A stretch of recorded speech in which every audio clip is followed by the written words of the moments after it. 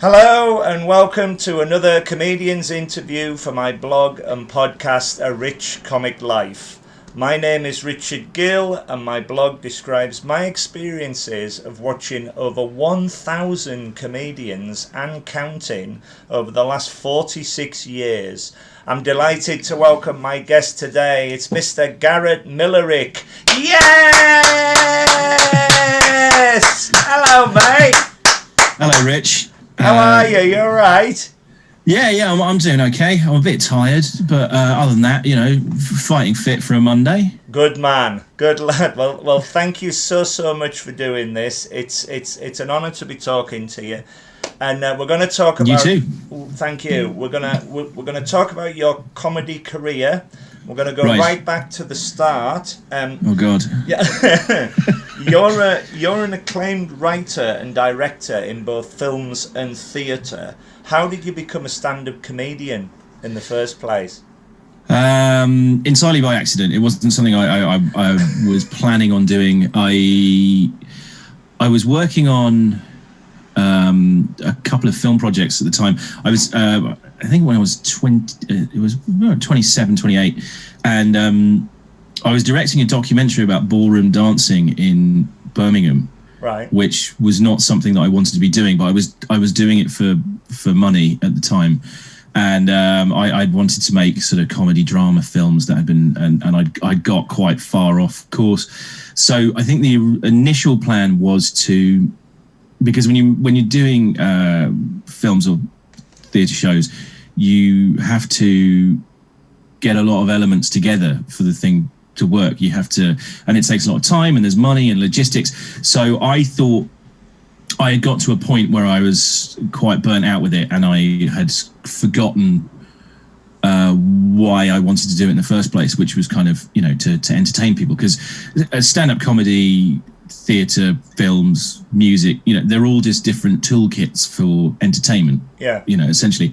And I think I watched I was watching quite a bit of stand-up at the time, and I thought, well, maybe what I'll do is I'll start doing a bit of that, and I can write something and I can perform it myself. Because the beautiful thing about stand-up was that you don't have to marshal you have to marshal yourself in order to do it. And so I thought that would be quite a good way to reconnect with an audience. It was actually Stuart Lee's book I was reading around the time, and he was talking about his experiences in commercial theatre and getting back to stand-up. And I think there was a quote in it, it's been a while since I read it, but it was something along the lines of, with stand-up, it's just you and a microphone and the possibilities are endless. And I thought, oh, well, that's a good idea. So I booked, I didn't know how to get into it. So I booked out the Hen and Chickens Theatre with a friend of mine from university, and we just wrote an hour of.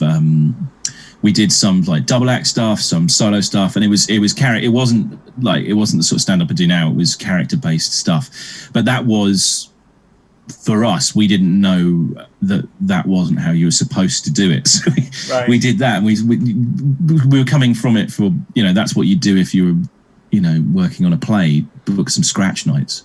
So as we didn't know anyone on the circuit or, the ins and outs of that, but we did have a handle on how to do things from scratch nights. We thought, oh, well, we'll do that. So that's what we did. Brilliant. So you start off as a double act. When did you become solo? 2011. So we did 2 double act shows, right? And I was hell bent on going to Edinburgh, and she wasn't. So I was like, okay. So I decided to take all of the solo material that I'd done in those double act shows and put it together into a one-man show. And then I took a kind of one-man character show to Edinburgh in 2011. And then that was kind of the beginning of starting stand up for me, because I sort of met people doing that, and going solo at that point. I got to know the basic circuit in London a little bit, and there was a really good character circuit at that time in 2011, 2012. around that time, you had a lot of very good alternative comedy nights in London, where you could do whatever you liked. So McNeil and Pamphilon ran one, Pappy's ran one, the Wilmington Arms, which unfortunately isn't a venue anymore, was down there. Holly Ebden was booking that, and there were just lots of kind of fun gigs, and it was really nice, and there was no money involved in it, so no, there wasn't. It was very friendly. There wasn't a huge amount of hierarchy in it, but within that circuit you could kind of do whatever you liked. So I would be on there doing character stuff with people like Aisling B, doing stand-up, and this little kind of alt circuit at the time was very very good for being able to do whatever you like. So I kind of, through the character thing, I got on that circuit, and then I think through MCing, I was MCing a night, and that's difficult to do in character, and I tried it a couple of times. So I started in February of 2012. The last Sunday in February of 2012 is when I started doing stand-up, like proper stand-up, not buggering around with hats. And So your first ever gig would be you were doing 5 or 10 minutes in pubs. Is that how you were getting your ground in as a solo stand-up, and going along? Friends were going along with you and supporting you? A bit, yeah. So yeah, those, as I say, there was quite a lot of nights down the Wilmington and Black Heart in Camden, and then I started a night called the Schadenfreude Cabaret with an act called Louise Ford, who was in Ford and Akram at the time, and then she went on to do Jenny Fawcett solo character. That's right. So we ran a night up in King's Cross, which actually started in Stoke Newington, and then we went down to King's Cross. That was the first place I ever lived in London, Stoke Newington, with my brother, and is that right? There was we used to go to the what was the name of the comedy club there?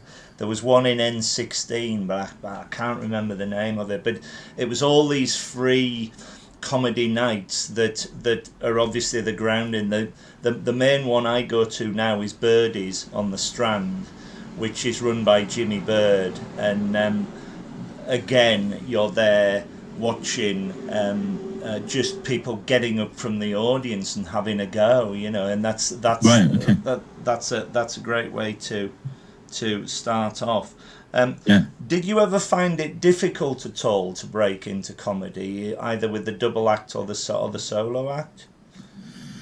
I mean, no. It can be. I think it can be difficult to break into comedy professionally. Yeah.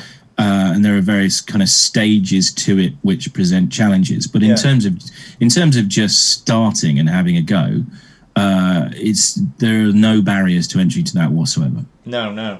As you say, you still got nights. You were just mentioning a night there where you can literally get out of the audience. Yeah. I mean, you can. That's a funny thing, actually, when people.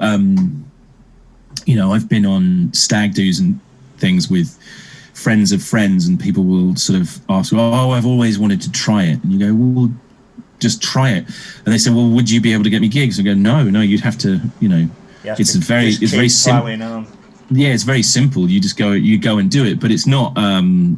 There aren't actually any barriers to entry to actually just having a go. Then if you want to get better and move on to different stages and get paid and do other things, then there are barriers. Like, there's that's like anything. Like if you're interested in calculus, there's no barrier to picking up a book on calculus, but there are barriers to getting a PhD in it. The stage is moving on. What do you like to talk about mainly on stage? Do you have any themes? Do you have any subjects that are recurring in your material?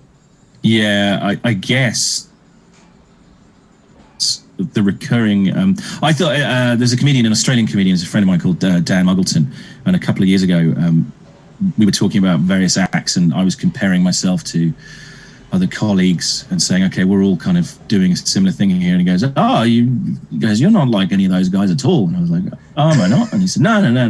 He goes, they're doing kind of socio-political observations. And he was like, all of your stuff is about how inexplicably difficult it is to be you. Brilliant. Yeah. And I was like, oh, I'd not seen it like that before, but I guess you're absolutely right. I consumer complaints is probably an area I come back to. In terms of things, it's very cathartic to be able to get out your frustrations about stuff on stage. So I tend to, I had to talk about, I was about to say rubbish like recycling bins. But petty bureaucracy is something I tend to come up against a lot. Sure. And so I talk about my experience about that. But there's not really anything I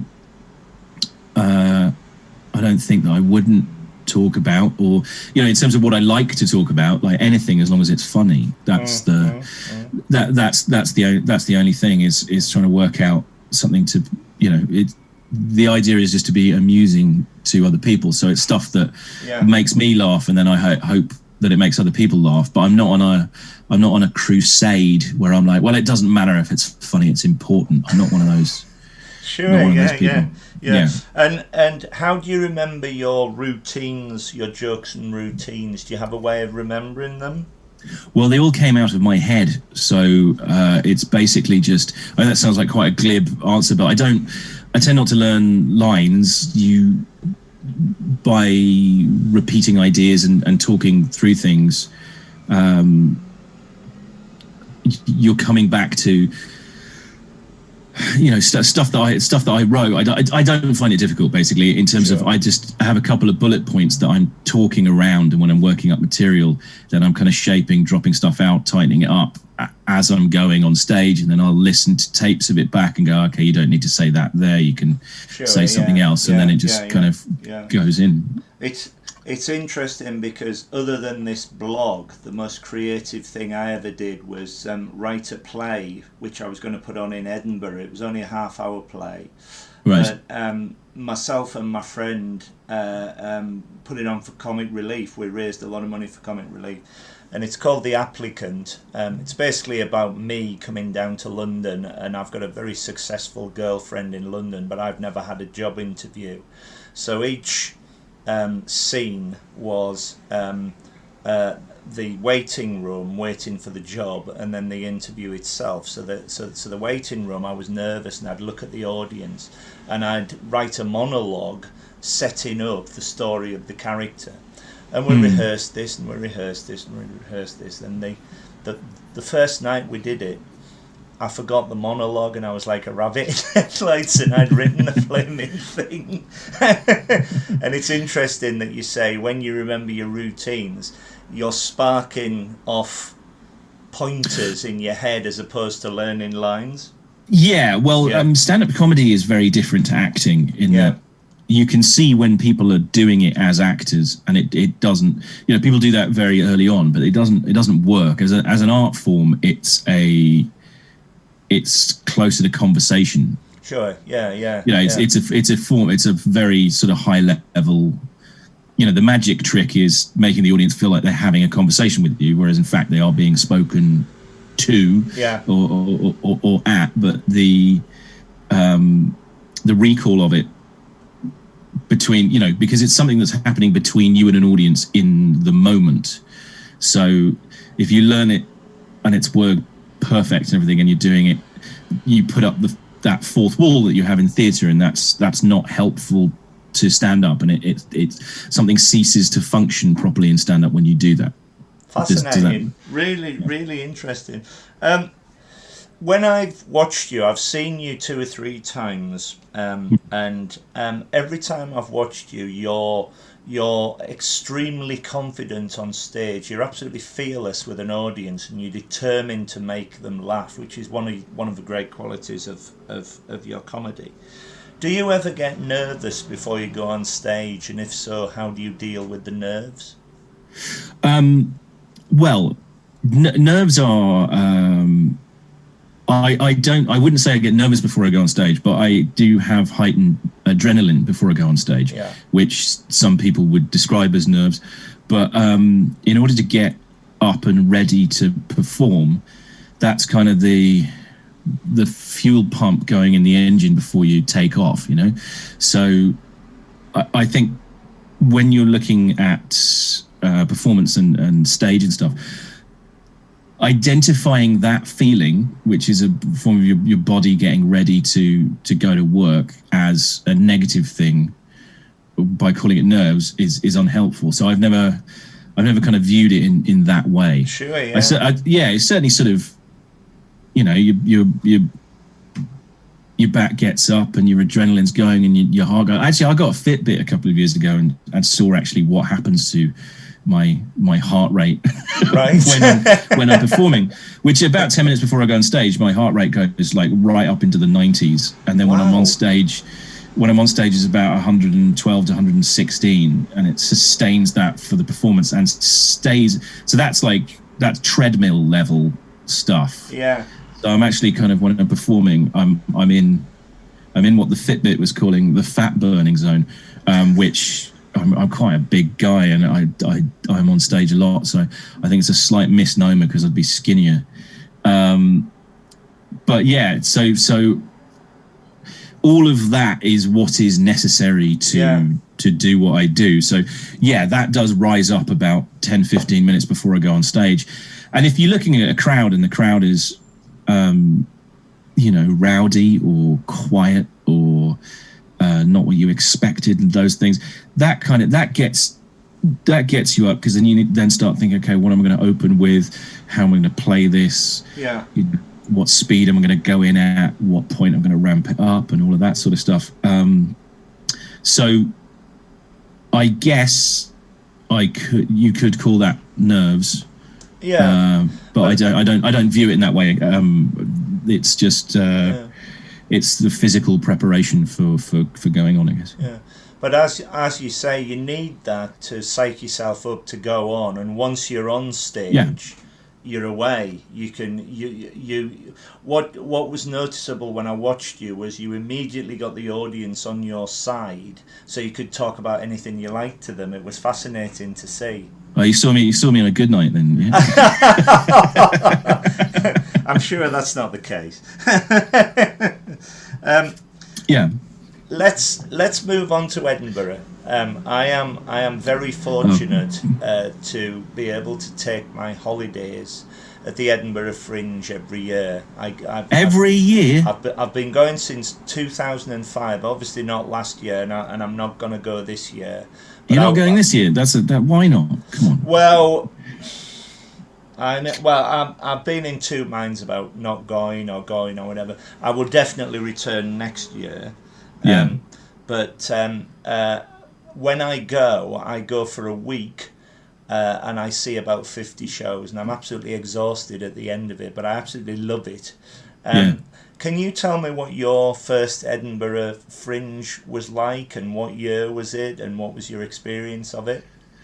Yeah, it was in 2003. Mm-hmm. I was a student at the University of Southampton, and we used to take 2 plays in rep up every year. Right. So we'd be up there for 2 weeks, and you'd do 6 or 7 performances of, I think the first year there was an Acheborn that I wasn't in, and I played the Doctor in The Cripple of Inishmaan by Martin McDonagh. So I had about 10 lines maybe. So I had a great time. So I went up there. I was a big fan of comedy, and also the film festival used to take place at the same time. That's right, yeah. Yeah.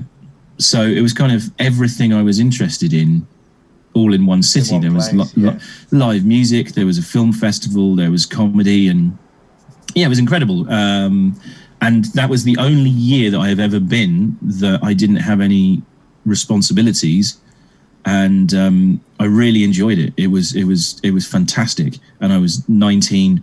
So we would drink till 6 o'clock every morning, and then get up without a hangover, and you just carry on, don't you? Just roll in to do this play, reeking of booze, and then go and get a fry up somewhere, and then bounce off to the Pleasance Courtyard or the assembly rooms, and just stay there all day, just watching stuff constantly. One of my favourite places in the world is the Pleasance Courtyard. Just with a pint of Guinness, your friends, and just watch the day go by.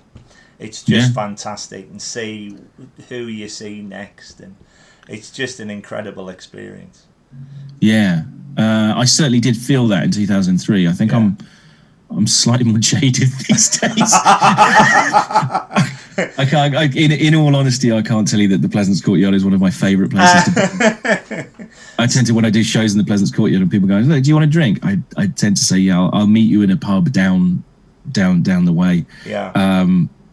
Because it's fun. You're there for a different reason. Sure. Yeah. And there's you're sitting there trying to have a sort of conversation with somebody, and then every 30 seconds, somebody comes up and goes, "Hi guys," and then, which is fine if you're there for the circus. Like, don't get annoyed by the jugglers. But I'm not. I'm a clown, so I'm like, piss off and leave me alone. Analogy. That's so true. You performed your first Edinburgh show, Sensible Answers to Stupid Questions, in 2012. To great it was my first stand-up show. I don't think it was great acclaim. There was some acclaim. I got a few popular when I couldn't get in. I tried to get in and see it, and I couldn't get in. Oh right, okay, great. Yeah. So following on from that, please describe your writing process, if you've got one, and where do you get your ideas from for solo shows? For solo shows, it tends to be, I write. Edinburgh can be quite a seasonal thing. There are people who just do Edinburgh, so they will start writing, a couple of months beforehand or whatever. That tends to, for stand-ups, we work throughout the year. So I will be constantly writing, and the themes of what I'm writing at any one time, although I don't think about it consciously, usually there is a thematic link between those things, and it's kind of like a magic eye picture. When you stare at enough material, the point of it kind of rises up after a while. Sure. So that's kind of how, I guess, some solo shows can come about. For me anyway, like the last two have been slightly different. This one I'm working on at the moment, I have absolutely no idea what it's about. This show, I don't know. I'm doing a kind of updated version at the moment of the show that I was touring just before the pandemic. Right. So I've kind of taken bits out of that. I had a bunch of new stuff that isn't a show yet, but does in some ways fit in with bits and pieces. So there was some bits of that show that aren't relevant anymore, and so I've kind of done an updated version of it, which I'm taking to the Ventnor Fringe later on this week, and then I'll be doing in Edinburgh. Just because I want to do, when you're back out there, I want to actually do a show for people who are coming to buy tickets, although it's a work in progress. There'll be some brand new stuff in there, and there'll be some stuff from just before the pandemic. And then structurally, it will be quite similar to Smile. Sure. And then by next year, it'll be completely new. Good. So this year's is a work in progress, but as you said, by the time we get to 2022, you should have a show raring to go and ready to tour again. Yeah, absolutely. That is the idea. Hopefully, go and do Edinburgh and then go on a tour after that. Because it kind of, the pandemic did bugger all that up quite a lot. I got to do. I was going on my first national tour, and I got to do one night of it, and that was my last gig before the pandemic. Mate. I should have come along. Not that I don't. Birmingham. I would have loved to have seen you on tour. I still will when you resume it. Today. Well, that show, luckily, it was recorded. I recorded it in Edinburgh, right. An audio recording of it. And my last show, Sunflower, had been put out in the States by £800 Gorilla Records. And so I had a 6-track WAV of Smile in Edinburgh, and I said to them, because we were going to record the show on the tour, I said I do actually have a high quality recording of it. So that was released last month as an album. So that's on Spotify Apple Music and wherever you get your stuff. Yeah. And that just so happens to be the performance from Edinburgh. So that's, I think, 24th of August 2019 is when that album was recorded. Brilliant. Well, I for one, I'm definitely going to listen to that, because if it's your last show, then great. Yeah. To date, what has been your comedy highlight? Have you had a comedy highlight at all, or was it the first time? Was there ever a time where you thought, yes, I can make a go out of this? Stand-up comedy is for me. I mean, I don't think I think everybody thinks that going in. Yeah. Because that's what keeps you going. Is like, I don't think it's not an amateur's sport generally. There aren't many hobbyists doing it, so I think everybody who is walking out on stage and who's doing it past that first gig has an idea in their head that they could make something of it, and it could be, it could be their career. I think that's what people are going for. Yeah. In terms of highlights, I mean, there have been loads.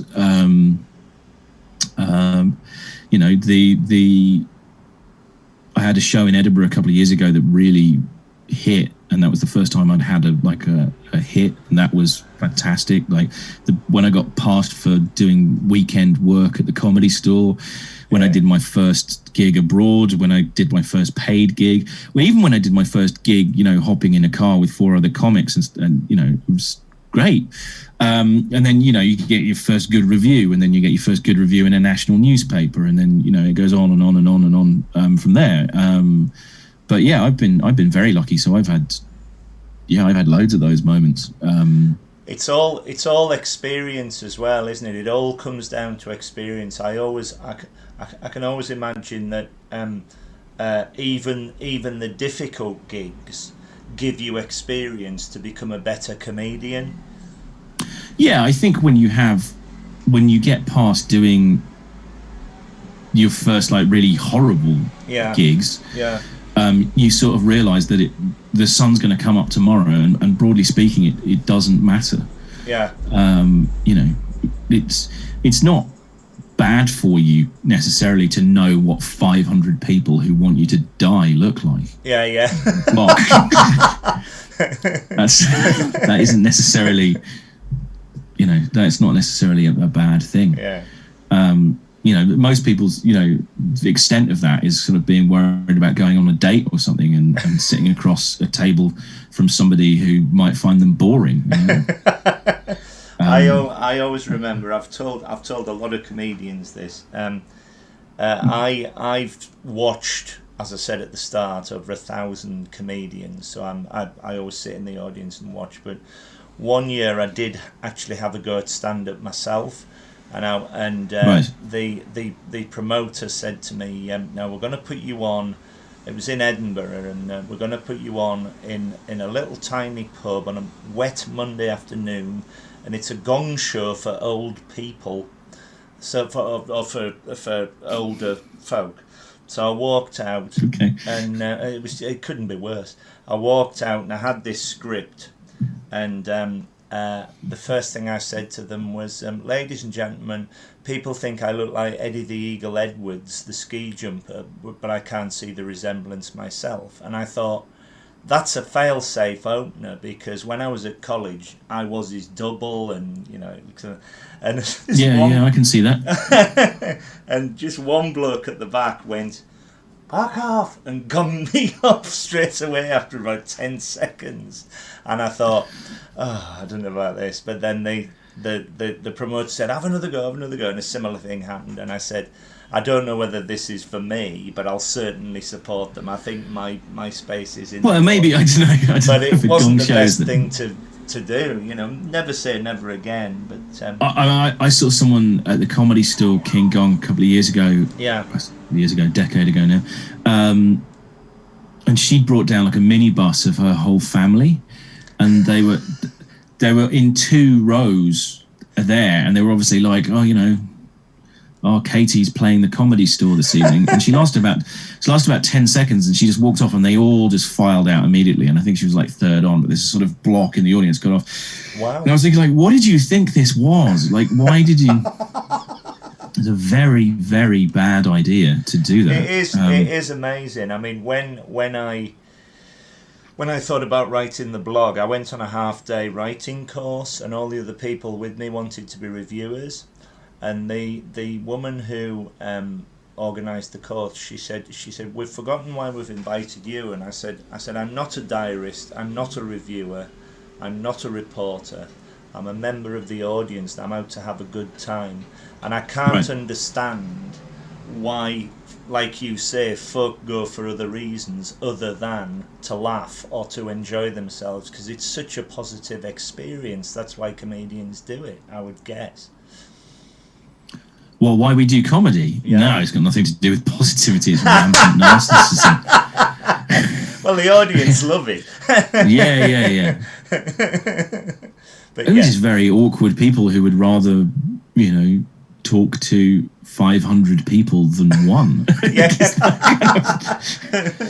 just, it's just got very, very poor social skills in quite an advanced way, I guess.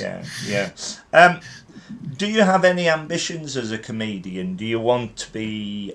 Yes, I definitely want to be a comedian. My own chat show. Or do you want to no. do you want to be on TV, quiz shows, or anything like this? I don't want to be on quiz shows. No, I want to be a stand-up comedian. So I would be. I've done. I'd like to be on television in Britain, because so far I've only been on television in America. Right. Which started to feel a bit personal. I've lived here my whole life and everything, and I do quite well here live. Yeah. It would be nice. Yeah. It would be nice if I didn't have to get a 5-hour plane flight to go on TV. But yeah, I'm absolutely delighted to be on television in America. But yeah, it would be good if I could if I could get more work closer to home. That would be nice. But in terms, that I'd like to tour more. Yeah. I would like to. I'd like to do some appearances, but only insofar as that would support the live career. Sure. Yeah. So no, I'm not interested in hosting a revival of Blankety Blank. No. Just checking. Yeah. How have you found online gigs as opposed to live stand-up? Have you done many online gigs? Incredibly lucrative.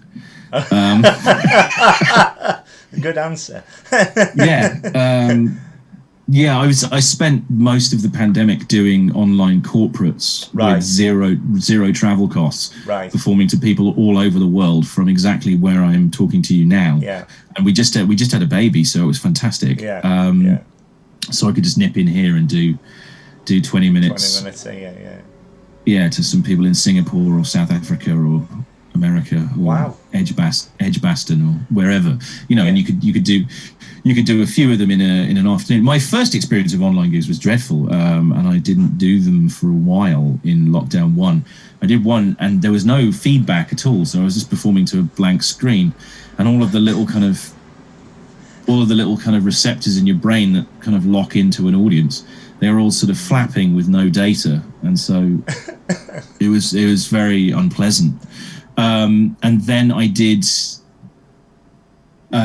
very well run ones, but that's interesting, you see, because online gigs, it seems like a trite thing to say it, but like they're exactly the same as real gigs in that ones that are poorly run by people who don't know what they're doing are generally quite a stressful experience, and ones that are very well run by people who do know what they're doing could be a breeze.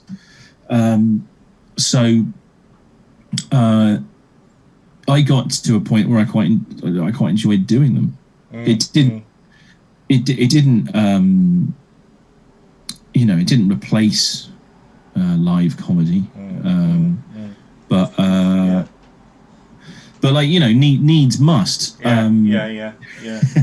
I mean, it's exactly my argument. I look at it. I look at online comedy as a super sub to the real thing. I mean, I don't know what I would have done if it hadn't have happened. It was an outlet for me to carry on watching a form of comedy online, and when it first started, there was no audio, so I would sit here with my loud laugh, laughing at four walls, and I thought I was going to be taken away, you know. But then they opened up the audio, so the comedians could at least banter with the virtual front row, if you like. I like the virtual front row, and I like things. Yeah, I like it when you're doing the thing with where you can see into people's houses. You know, like any gig, if people have their cameras off and their microphones off and they're just there looking voyeuristically, it doesn't really work, because, you know, the online thing, even on Zoom, is a kind of an interactive medium, and certainly it's attempting to be. So I've done a few where people were just dicks, where they just turn their cameras off, and you know, you're just playing to, like, you know, they're dicks. It's just obnoxious bad behavior where you're rather than engaging with something, you're like, well, I'm going to be sort of snide and not engage with it, and you go, okay, well then it won't work, and they go, well, exactly, and you go, no, you have to. In the same way as, you know, if you go into a comedy club and everybody is looking at the floor with their arms folded, it's not going to work. So if you log onto a Zoom and you've got, you know, 50, 100 people's just names with no cameras on, it's not going to work. That is so true. I would end up going on a Monday. I'd go to Sean James's Happy Mondays online gig.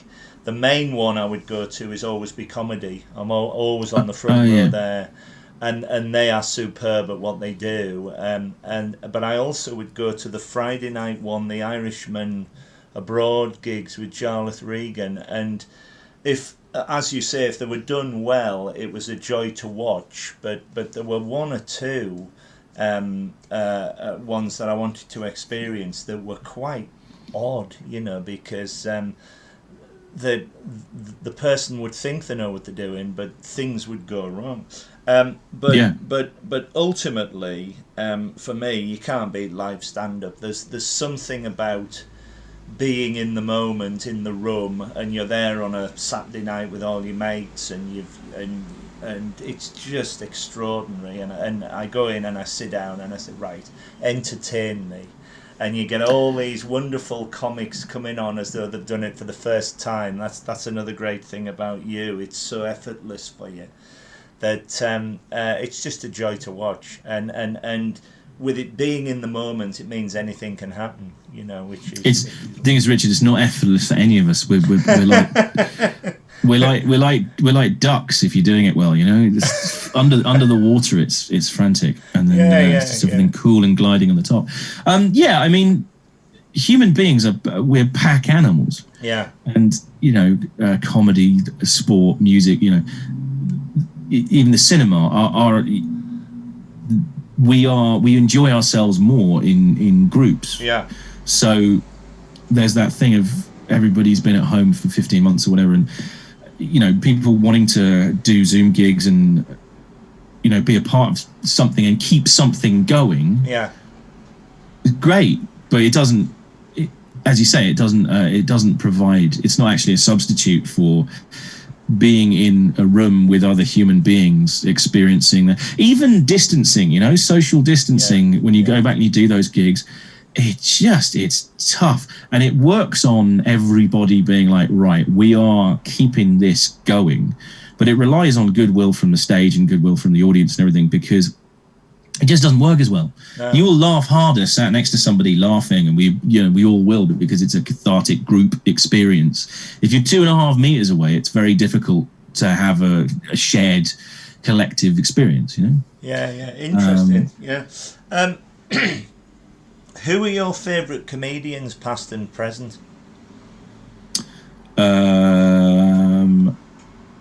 Did you grow up with comedy? Was the comedy? Yeah, I mean, I'd say the main one when I was a kid was Harry Enfield. That was Harry Enfield's television program got me in a lot of trouble when I was a kid. I used to learn all the sketches from it and go and perform them at school. So that and Spitting Image were my two gateway drugs. I used to sneak out of bed on a Sunday night, and we had a TV and video upstairs, and I used to record Spitting Image on the sly and then go and learn all the sketches and perform at school. And then I ran a sort of illicit trade at school in contraband comedy videos.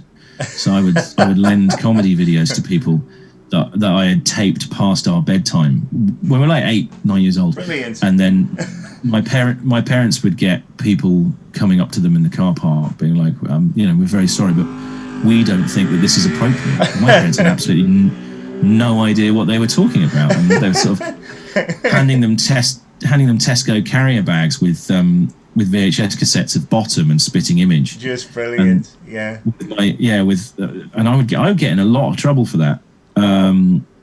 But like, why not? All the 8-year-olds were enjoying watching Spitting Image. We went to see Harry Enfield and Paul Whitehouse on the 25th anniversary tour. Yeah, I saw that. Yeah, and he where they reinvented all the old characters that they did, but they put it in a modern setting. I could not stop laughing. I thought it was so cleverly done. Yeah, it was fantastic. The other day I was watching Harry Enfield and Paul White's History of BBC Two. Yeah. And I think I'll say here on your podcast, I think it's disgusting that they didn't get a knighthood for that. Exactly. I think it is. I think it's one of, the best things that has been produced in the last 10 years. Is just phenomenal. It's clever, it's silly, there's a joke every minute. The performances are phenomenal, the writing's incredible, and it's genuinely like laugh out loud funny. The other thing I watched recently that really sort of caught me was I Think You Should Leave. I saw some people recommending it's a Netflix sketch show, right? And that had me laughing out loud. And I don't laugh out loud a lot, particularly these days, because I'm sort of looking at it going, right, what are they doing? How are they doing that? And also a lot of stuff isn't very funny. I put that on, and I was laughing a lot within the first couple of minutes. I'll keep an eye out for that, definitely. Is that in the vein of something like the Fast Show then, where it's just sketch? Yeah, it's a sketch show on Netflix from America. Right. But I think it's a bit of a shame. Like, sketch is something we used to do really well in this country, because obviously, like, the antecedents of our comedy circuit in Britain is the music hall. Yeah. Whereas, in America, it's much more stand-up based, and even our sort of stand-up comes, the lineage is not really from the same place as the Americans, and things we're very, very good at, very skilled at in this country. We had a phenomenal sketch tradition, which seems to have just fizzled out and gone nowhere. I agree. Which is a real shame, because it wasn't just that we were, it was one of our main cultural exports, which seems to have been just stopped. It's like if the French suddenly decided to stop making champagne. There are brilliant sketch acts knocking about live, but they're not being put on. It's interesting what you say about music hall, because when I first started going to stand-up comedy in the 70s, it was all music hall based acts. The main act I would love to have seen was Morecambe and Wise. They're the reason why I love comedy. But I did see Les Dawson on A Family Holiday, and I saw the two Ronnies, and I saw Ken Dodd, and I saw Tommy Cooper was incredible. And I got the buzz for the bug for it through that, and it was all using the curtains, the theatrical curtain technique that Eric and Ernie had and Tommy Cooper had. It was wonderful to see, and bringing the audience in and everything. This has got nothing to do with comedy, but just culturally, the British are very bad. I mean, it's exactly the same in British cinema, and to an extent in theatre as well. That we are very bad at kind of being proud of our cultural legacy and the things that we've done, and seeing those, so we make fantastic films in this country, like really like first rate, admired around the world, but we tend to be a bit sort of about them ourselves here, people are much more au fait, English people are much more au fait with American or French filmmakers than they are British filmmakers. That is so interesting, because if you look at American sitcom as opposed to British sitcom, they're obviously two different beasts, but the more writers that are piled onto American sitcoms to try and make them as funny as they can be is extraordinary compared to somebody like John Sullivan, who solely wrote, of course, Only Fools and Horses and Just Good Friends, etc., and Citizen Smith.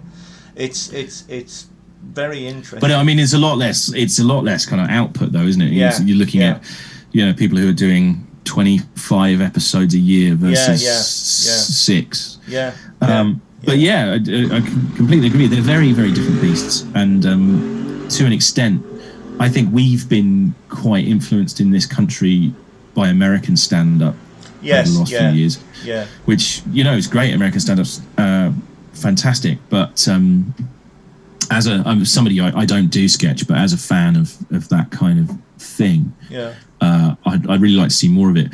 And one of those things about, Python or Fast Show or Harry Enfield, a half-hour program or a 20-minute program where you've got a number of different sketches and you create a texture and a pattern in there is a very different thing to saying, here's a 3-minute thing that we're just putting on the internet. Those can be good, but that can't replace an actual, essentially like a variety show that you put together. It doesn't have that texture. I was talking to the comedian Fiona Allen recently, and I said, will you? Another great example.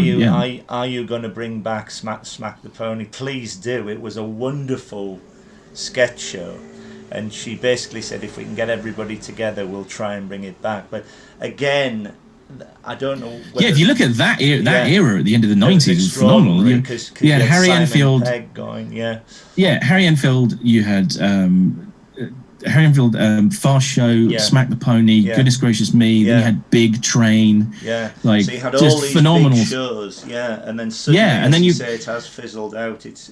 And then at the same time, you had programs like Brass Eye. And that sat alongside things like the Jack D Show, which was him doing like stand up.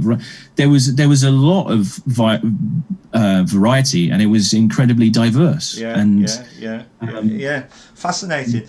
And following on from that, like me, do you go to a lot of comedy gigs as a member of the audience, either as a comedian or before you were a comedian when you were growing up? Oh yeah, when I was growing up, sure. Not so much now, because it's just awful drudgery, Fine. I just can't stand it. Don't find anything funny. No, I work a lot, so I don't really have the opportunities. It's like when people sort of say, to be honest, I'm saying here, it's absolutely terrible there haven't been sketch shows. There might have been. I don't know, because I don't watch TV because I work nights. I tend to watch things that get recommended to me, or I watch a lot of stuff on YouTube of people like mending 8-track tape recorders. I find that's what I do. That's fine. If you're on a bill, a comedy bill, do you tend to stay and watch all the acts on the bill? No, I tend to be on last. Right.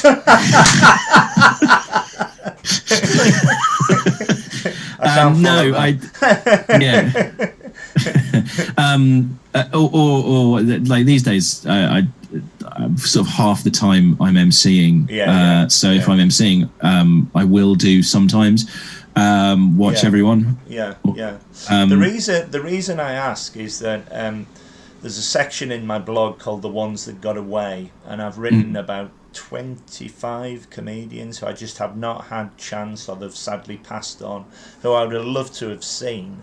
And I'm fascinating talking to all the comics, what makes them tick, who makes them laugh. But yours was a great choice. just before we go, and I could talk to you all day. I've much enjoyed this conversation. I hope you have too. You've been a great guest. Is there anything else you would like to say? Do you have any gigs coming up? Do you have any podcasts? Where can people find you on social media? That sort of thing. Yeah, social media. I'm on all of the stuff. I don't really use it very much. It's not. I'm not a huge social media person.